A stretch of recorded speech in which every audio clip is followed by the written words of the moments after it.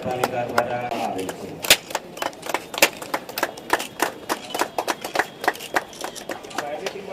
આજે સભ્યના 19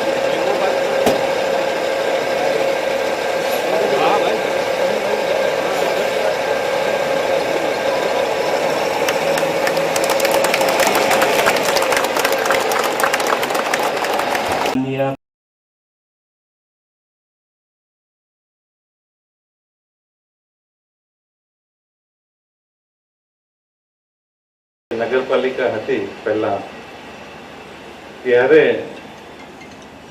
આપણને નગરપાલિકાનું પાણીનું બિલ કે ઇલેક્ટ્રિસિટી બિલ ભરવાના પૈસા નહીં હતા।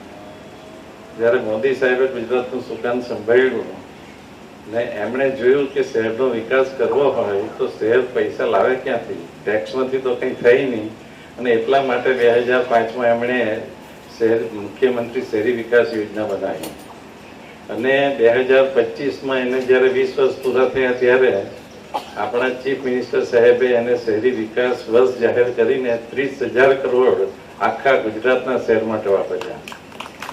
અને અત્યારે જે કંઈ પણ કામો થઈ રહ્યા છે એ મુખ્યમંત્રી સ્વર્ણિમ શહેરી વિકાસ યોજનામાંથી જ થાય છે અને આ વર્ષે પણ એનું બજેટ 34,000 કરોડ કરવામાં આવ્યું છે।